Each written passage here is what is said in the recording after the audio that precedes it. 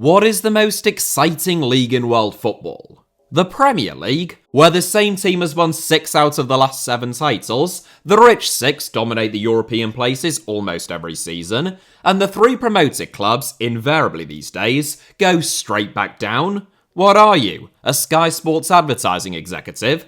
The Championship, where the recently relegated Premier League teams still in receipt of parachute payments, have a firm stronghold upon at least 2 out of the 3 promotion places, if not all 3, almost every season. What are you, a Sky Sports advertising executive? La Liga, Liga, or the Bundesliga? What, where there haven't been more than 3 teams that have won the league over the last decade in any of them? Oh please, give me a break. The second Bundesliga, where there are more champions of German football than in the actual Bundesliga, average attendances in excess of 30,000, and just 7 points separate the entire top half of the division? Actually, probably yes. But today's video isn't about the second Bundesliga. It is about a slightly less high-profile league with a significantly lower average attendance, far fewer former German champions, none in fact, but an even more tightly congested and unpredictable race for promotion. Welcome to the Vanarama National League South, the regional 6th tier of English football, comprising both full-time, part-time and hybrid clubs, where the league table currently looks like this. Yes, that's right. Gaze on in awe and amazement, and accept that this is what the peak of sporting competition looks like. Forget the World Cup, which has only ever been won by 8 teams, the same 8 who are the favourites to win almost every single edition. This is what football is all about. It's not about the best players, the richest owners, or the biggest budgets. It is about sheer unadulterated chaos, no one having any idea quite what's going on, and every time a team goes top of the league, as has happened repeatedly this season, their form spontaneously falling apart.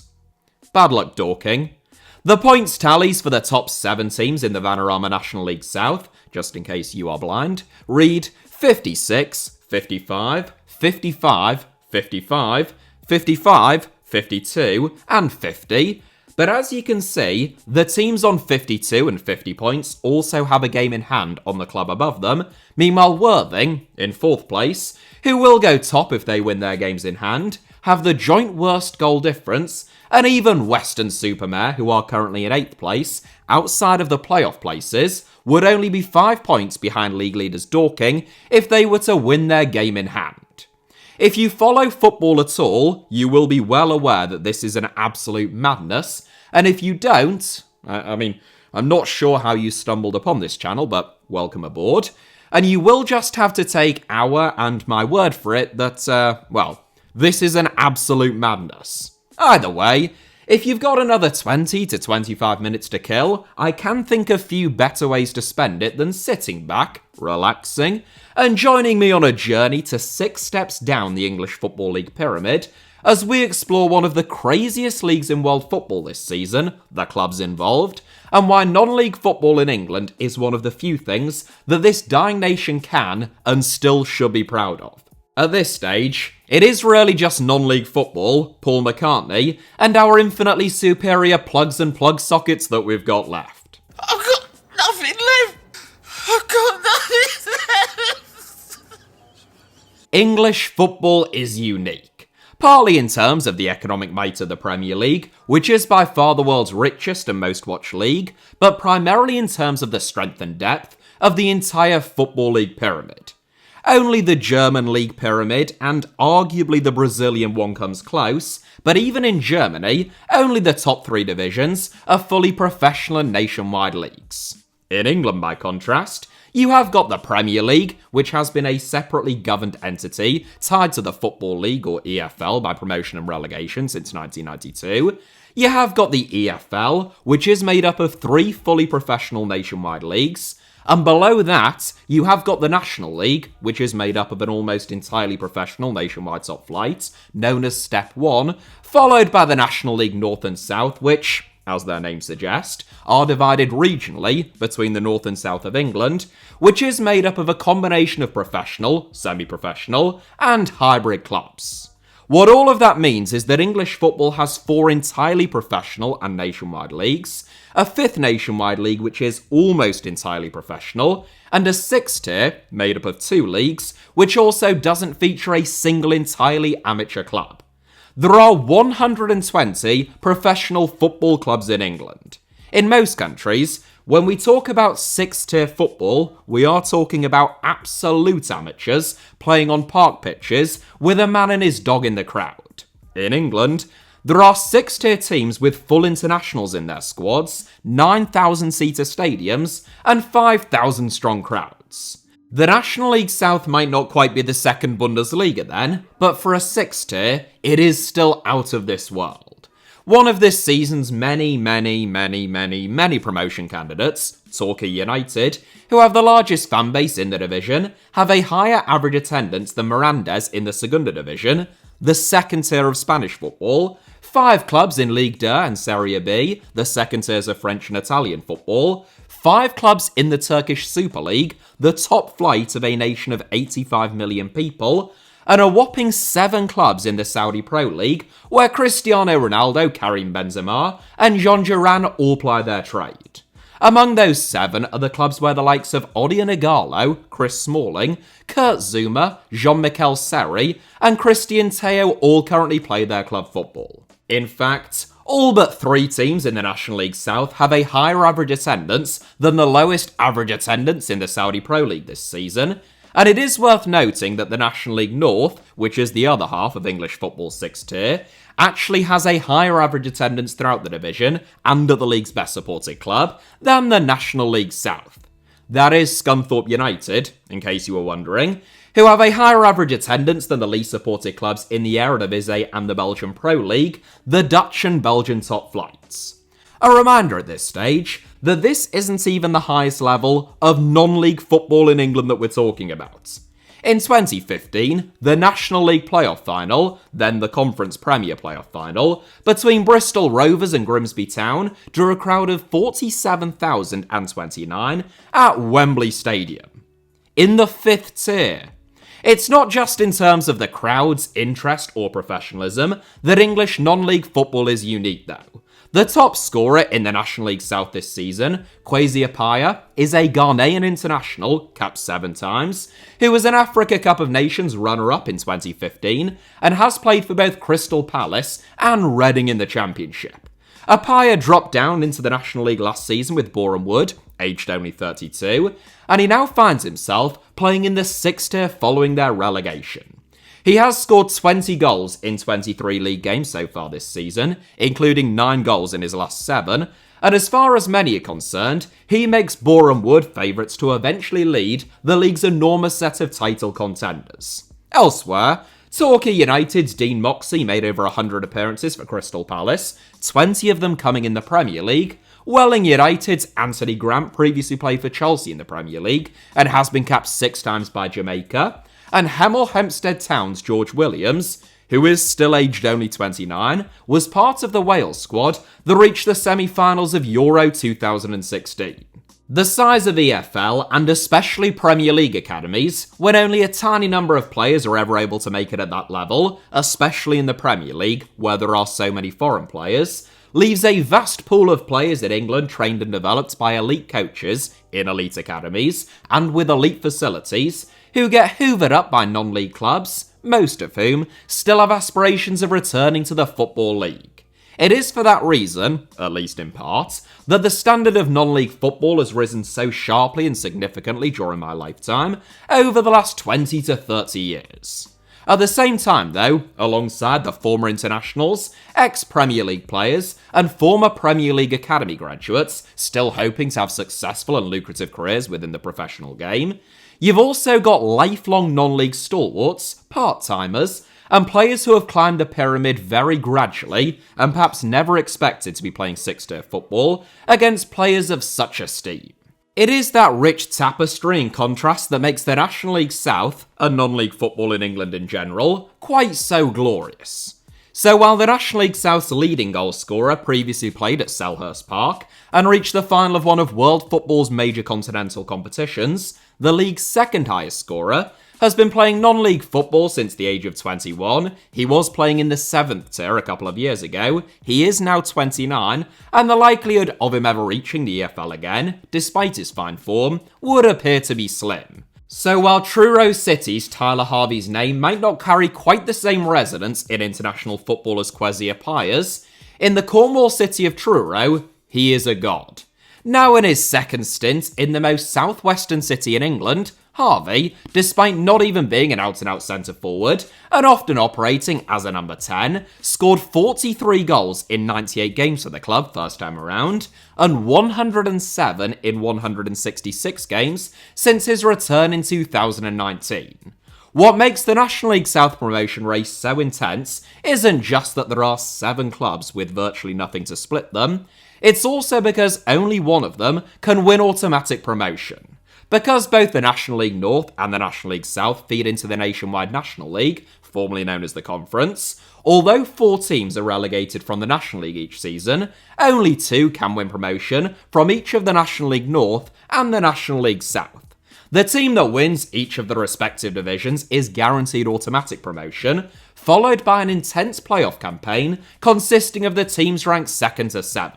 What's more, because you can't guarantee that there will be 2 mostly northern and mostly southern teams relegated from the National League each season, you end up with some unusually designated, shall we just say, northern and southern teams at times.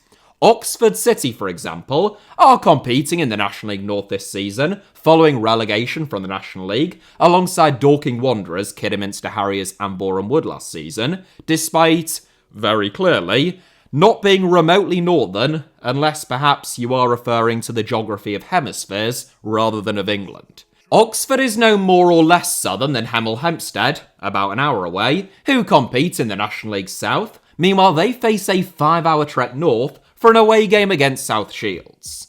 If you're thinking, geez, that's a long away day in a regionally subdivided league in a medium-sized European nation, it sure would be a pain if you embarked upon that 10-hour round trip for an away day as an Oxford City fan, only for your game against South Shields to be postponed upon your arrival. Well then, spare a thought for the tiny number of Oxford City fans who did just that a few weeks ago when their game away at South Shields was actually called off on late notice by the referee owing to a frozen pitch. The game has since been rescheduled for March 18th, which is a Tuesday night. Brutal. Just like, incidentally, the National League North and South playoffs. What a beautiful segue back to my initial train of thought that I had been led astray from. Unlike in the National League, where the playoff final is held at Wembley, as is the case throughout the EFL, the National League North and South playoff finals are hosted by the playoff finalists who finished higher in the league table so as to afford them an advantage. Last season, for example, it was Worthing and Braintree Town who reached the National League South playoff final, which meant that Worthing, who finished 3rd in the regular season, hosted Braintree, who finished 5th, but that didn't stop the away side from emerging victorious, claiming a 4-3 win in a thrilling game after extra time. As you can see, the National League South was nowhere near as fiercely competitive last season. Title winners Yeovil Town enjoyed an 11-point lead over runners-up Chelmsford City, meanwhile 8 points separated Braintree in 5th and Bath City in 6th. This season is, well, slightly different, and hopefully with sufficient context having been provided at this stage, it is high time that we took a closer look at some of the clubs, storylines, and remarkable statistics involved. Current league leaders Dorking Wanderers, although that is bound to have changed following the weekend's fixtures and by the time this video goes up, and maybe even by the time that I'm editing it, represent maybe the most extraordinary tale of them all. Only founded in 1999, whereas most of their promotion rivals are over 100 years old, the club was created by Mark White and a group of friends as an amateur park team to play some football and stay active on a weekend. Consequently, Dorking started out in the 17th tier Crawley District League, a league which no longer even exists. 12 promotions over the next 22 years followed, in what is a basically unprecedented rise through the divisions, taking Dorking up to the dizzying heights of the National League in 2022, after the club won the National League South playoff final. All of it has been overseen by Mark White, co-founder and former player turned manager, owner, chief executive, and minor celebrity, who has built up a cult following online owing to his unmoderated and occasionally somewhat unhinged press conferences, podcast appearances, and the bunch of amateurs YouTube channel. White might be a Marmite character to some, and appear to be an almost comic figure to outsiders, but the fact of the matter is that he has outperformed experienced coaches who had illustrious careers in the Football League at a far younger club with more modest resources, and all while overseeing the entire club, not just coaching the first team. White recently managed his 1000th Dorking game, which, I'm pretty sure, makes him the longest serving manager in English football right now. He has just 235 games to catch up with Arsene Wenger's record at Arsenal, and 500 to match Alex Ferguson at Manchester United, and it would take a brave man to bet against him.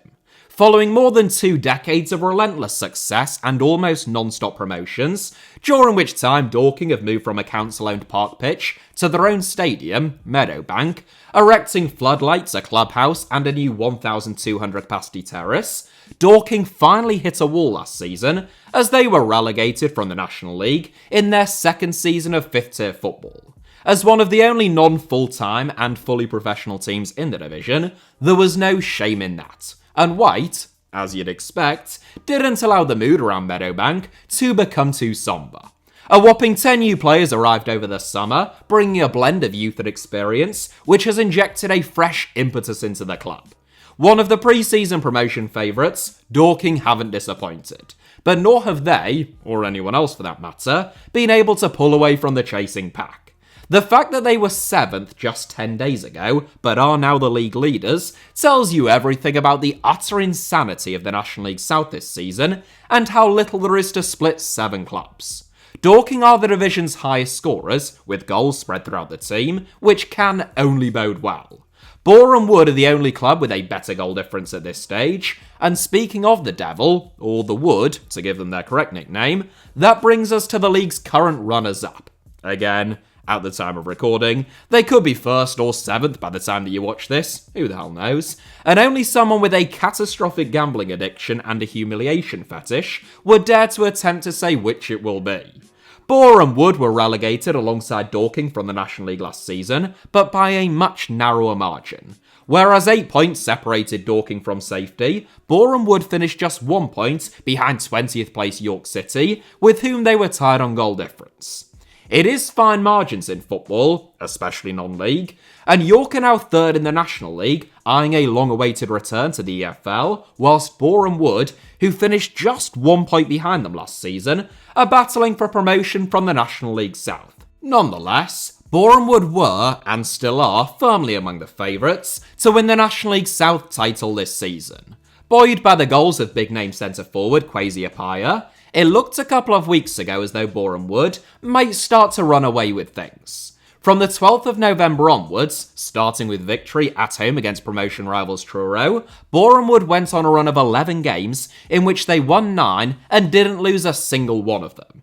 It put them top of the league table, but, as has happened so often this season, that proved to be a poison chalice. Defeats against bottom half Chippenham Town and promotion rivals Worthing followed, which is why Boreham Wood have relinquished top spots at Dorking at the time of recording, albeit they have a couple of games in hand on Dorking and one on 3rd place Maidstone. If you speak to those who follow the National League South closely, many feel that if anyone is going to sneak out in front of the chasing pack, it will probably be Boreham Wood. They've already illustrated that they are capable of going on a great run, they have the league's star man and top scorer at this moment in time, and if they can curb their recent habit of conceding goals, they have a squad which is as capable, if not more capable, than just about anyone else's. A fun fact about Boreham Wood, you ask? Sure, why not? Manager Luke Garrard, who retired from football to become Boreham Wood's head coach in 2015, following 5 years playing for the club, has managed the club for nearly 10 years with only one very brief interruption. He was sacked in April 2024 with Boreham Wood in the National League relegation zone, but when his replacement Ross Jenkins was unable to keep the club up and made a poor start this season, the Boreham Wood board performed a screeching U-turn, sacking Jenkins after 8 games in charge and bringing Gerrard straight back. That brings us to third place Maidstone United, who some of you will recall went on an extraordinary FA Cup run last season. The Stones, who are not to be confused with the rock band fronted by Mick Jagger, became only the 11th non-league club in the entire history of the world's oldest cup competition to make it all the way through to the 5th round, following victories against League 2 Barrow, League 1 Stevenage, and Championship Ipswich Town, who of course went on to win promotion to the Premier League last season. Incidentally, the last non-league club to reach the 5th round before them was Maidstone's National League South promotion rivals Boreham Wood, who beat Premier League Bournemouth en route to the same stage in the 2021-22 season.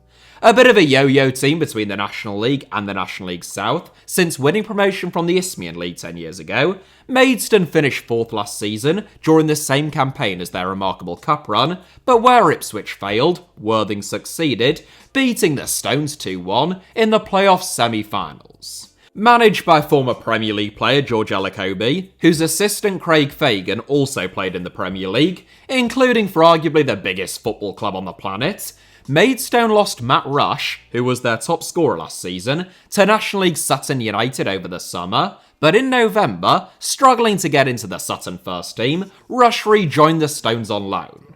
Rush struck 3 times in 6 games back at the Gallagher Stadium, but in January, Rush, who was reportedly on National League wages, was recalled by Sutton and sold on a permanent deal to Maidstone's highest spending National League South promotion rivals, Boreham Wood.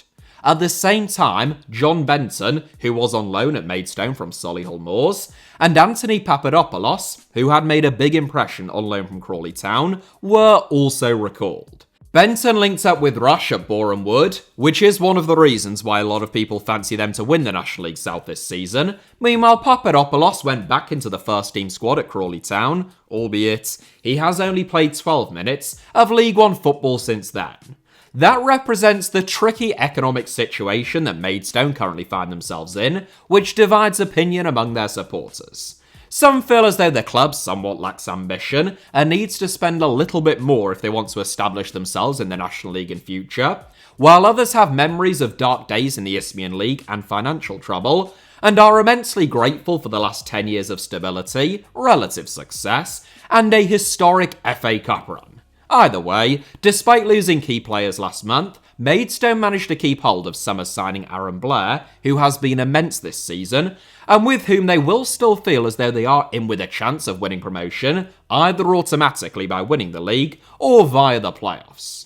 Credit must go to Maidstone for remaining so competitive this season, despite all of their challenges, but even more credit deserves to be heaped upon fellow 55-pointers at the time of this recording, Worthing, who are behind them only on goal difference. Worthing beat Maidstone in the National League South playoff semi-final last season before going on to lose in the final, so you might think them competing for promotion again this season ought to be par for the course, but that would overlook an awful lot of context, namely, what happened over the summer.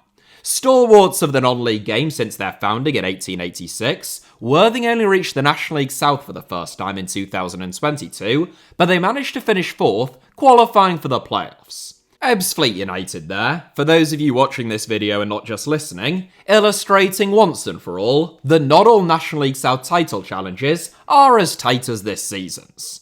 Last season, Worthing built upon that sensational 6-tier bow by bettering it and finishing 3rd, but following playoff heartbreak yet again, there was a fear both within and outside of the club that their moment might have gone. Over the summer, they lost their superb manager of 7 years, Adam Hinshelwood, to York City, where he is currently flying high in 3rd place in the National League, along with arguably their 2 best players, Joe Felix and Ollie Pearce, the latter of whom literally scored 40 goals for them last season, who Hinshelwood rather rudely took with him to the LNER Community Stadium. Coming into this season, there was even talk in some quarters that Worthing could be in danger of dropping out of the National League South. What's more, the club's board took a big risk appointing Chris Agata, who they picked up from Hastings United, in the 7th tier of the Isthmian League over the summer. With so many experienced managers looking for jobs throughout the National League, taking a gamble on someone who had never been a head coach at that level before was a bold move, but so far at least, it has paid dividends. Worthing haven't justified expectations. They are currently the form team in the National League South, and if they win their games in hand, again, at the time of recording, they would go top of the league. There aren't many people who I've talked to who think that they'll do that. There appears to be a consensus among some that if anyone is going to drop off, it could be them, but Worthing haven't lost a league game since November. They have won 8 of their last 10, and they just signed Liam Nash from Hornchurch, who has made 10 goal contributions in only 26 games so far this season. You still with me? Good, because next up it's Torquay United, the biggest club in the National League South. A long-time Football League club, unlike their promotion rivals, Torquay were admitted to the Football League after winning the Southern League title in 1927, and they remained in the Football League uninterrupted for the next 80 years.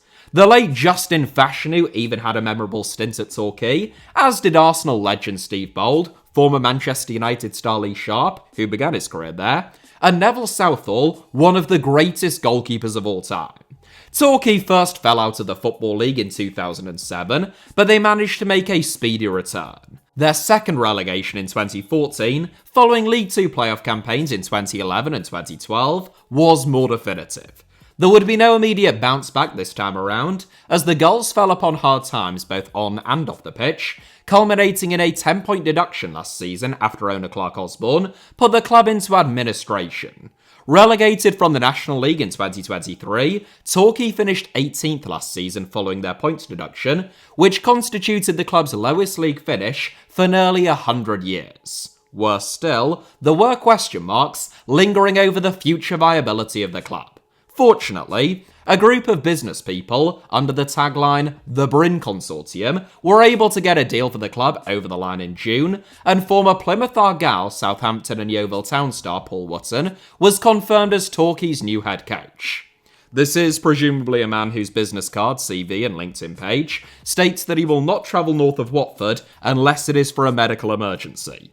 Torquay don't actually have the largest stadium in the National League South, but they do have quite comfortably the highest average attendances, and freed from the shackles of Clark Osborne's ownership, they are right in the mix this season. Winless in their last 4 though, Torquay are in the worst form out of the division's Super 7. Next up is Eastbourne Borough, who I am inexplicably coming to after Torquay, despite them being 1 place and 3 points above Torquay at the time of recording, because that's just how I roll. Eastbourne suffer from no such problems as Maidstone, with one of the National League South's biggest budgets and, reportedly, one of the division's highest wage bills. Last season, Eastbourne were nearly relegated, finishing just 2 places and 6 points above the drop, but former Mansfield and Fylde boss Adam Murray, who previously worked as Barnsley and Besiktas' assistant manager under Valerian Ismail, before being appointed by the Sports, yes, that is their nickname, the Sports, was given free rein to oversee an enormous overhaul of the club's squad over the summer transfer window. Virtually a brand new starting 11 was brought in, including the likes of Dominic Adusanya from Braintree, Joe Wright from Galway United, and Courtney Clark from South Shields. A creative midfielder who played for Derby in the Premier League during his playing days, Murray was described as being one of the most gifted players in non-league football when he dropped down into the conference to play for Mansfield Town, and he has carried those ideals with him into management. Whereas Maidstone, for example, under fellow former Premier League player George Ellacobi, play fairly direct football, of the kind that is traditionally synonymous with a non-league game, Eastbourne are slower in build-up, they look to dominate possession, and they play out from the back. It has cost them at times this season, including against Ellacobi's Maidstone earlier in the campaign incidentally, but it also has them firmly in the hunt for promotion. Along with Worthing, Eastbourne currently have the worst goal difference out of the Super 7, which, again, in a season of such fine margins, may prove to be costly. And last but not least among the National League South Super 7, and you could argue that we have saved the best until last, in terms of narrative that is, Truro City are the outstanding story in the sixth tier of English football this season. Among the most isolated clubs in English football, Truro is here, right in the far southwest corner of England. For any viewers watching from outside of England, which is probably about 60 to 70% of you, as far as England goes, this is pretty remote. It's not exactly some of the towns in the outback in Australia, or one of the many remote settlements in Greenland, Alaska, or Siberia, but in the context of the National League, Truro might as well be Pluto. Truro have several away days this season which are over 5 hours away, their average away day is over 4 hours away, and even their closest away day, Torquay, it still takes 2 hours to get there. For a hybrid semi-pro 6-tier club competing in a regional league, it is a pretty extraordinary amount of travel, incomparable to any other National League South club, but it is nothing compared to the last few seasons, in which Truro City players and supporters faced mammoth journeys, not just for away games, but also home ones. Following more than 60 years at Truro Road Stadium in Cornwall, the ground was sold in 2018 to make way for a Lidl supermarket. Not a little supermarket, that is the brand name, Lidl.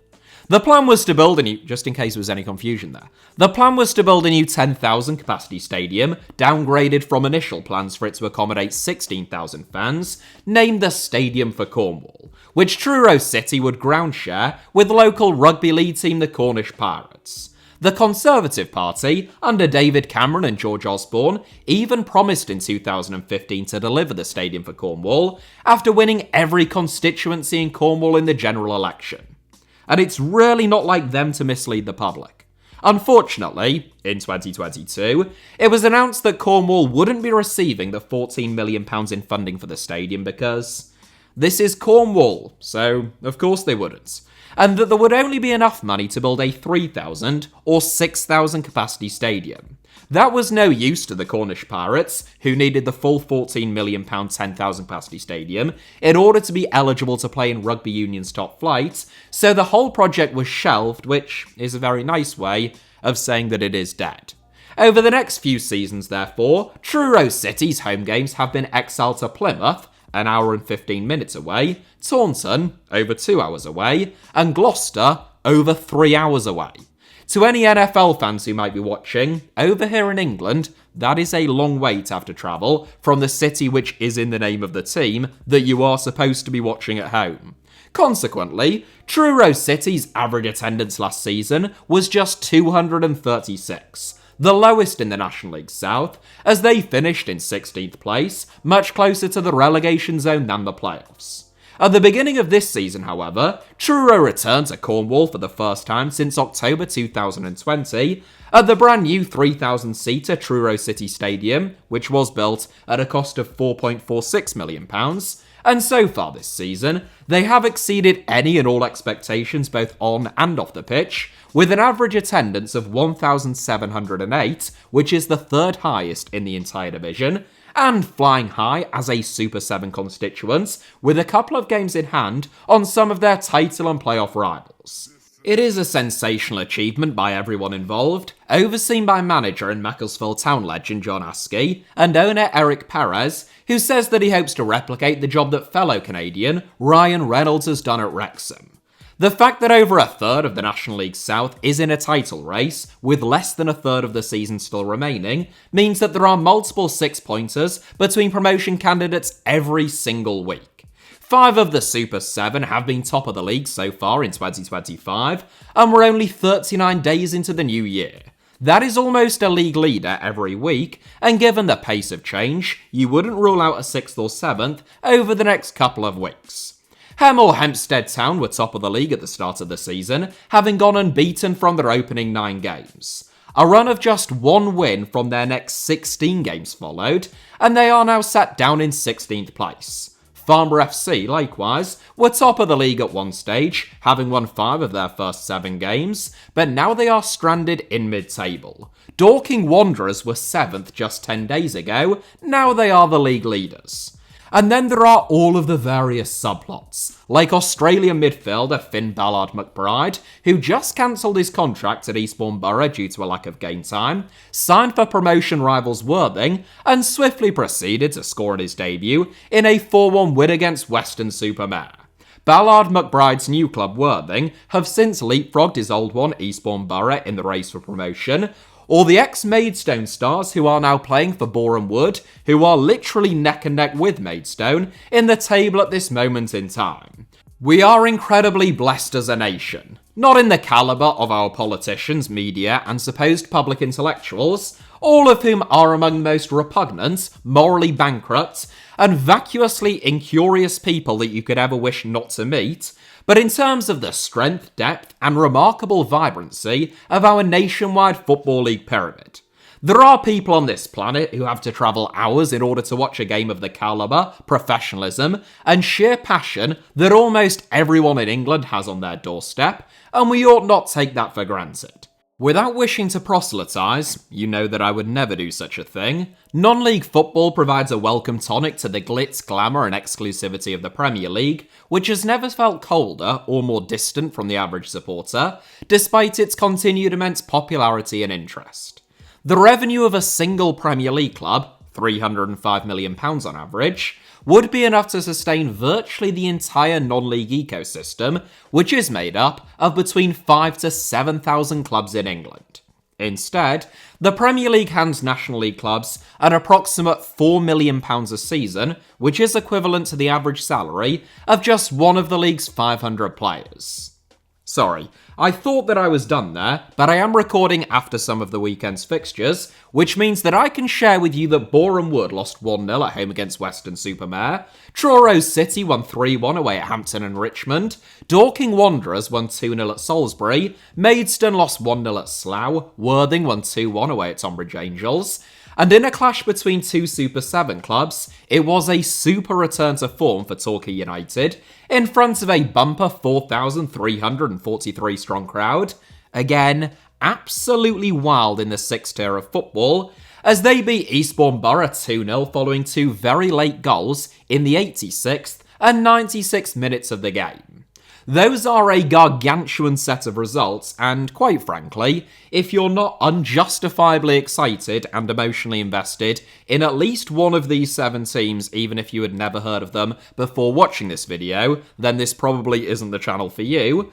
But that means that the league table now looks like this, with Dorking retaining top spot for now, Worthing in an absolutely phenomenal position, just 1 point behind them with 3 games in hand, Boreham Wood dropping to 3rd, Maidstone United slipping to 4th, Torquay United climbing to 5th, Eastbourne Borough trading places with them and now in 6th, and Truro City unchanged in 7th, but keeping pace with those above them, following a really tough but fruitful trip to Hampton and Richmond. Weston-super-Mare's victory against Boreham Wood means that, arguably, it is really more of a Super 8, as they, like Truro and Worthing, continue to massively exceed pre-season expectations. On the final day of the season, they travel to Eastbourne Borough, Dorking Wanderers host Chesham United, following a trip to Worthing in their penultimate game. Worthing themselves are away at relegation-threatened Enfield. Boreham Wood head to Tonbridge Angels, where some Maidstone fans fear that Tonbridge, owing to their rivalry, might not be too motivated to win if it could help them. Maidstone are at Farnborough and play Tonbridge themselves the week before. Torquay travel to Hemel Hempstead, and Truro City host St Albans at their lovely little new stadium, which could well be full if that game, as you'd imagine it would, still means something. It is theoretically possible that come the final day of the season, 8 clubs could all either win the league or not even make the playoffs. I'm not saying that's likely, far from it, but it is possible, and this season, in the National League South, who could rule it out? That is it for today's video, but thank you all very much, as ever, for watching. Hit the like button if you enjoyed it, let me know your thoughts down below in the comments, and of course, it goes without saying, make sure that you are subscribed, not just to this channel, HITC Sevens, but also my second channel, Alfie Potsama, and have notifications turned on, both of which should be about to appear on your screens now, along with a couple of videos that you might enjoy watching after this one, including, if I remember to put it there, one about why non-league football in England is so popular, and so good. Yeah, as I say, also you can find me on various social media platforms should you wish to do so. The links to do that and all of the other things that I mentioned should be down in the video description below. Cheers, and have a bloody brilliant day. Why not?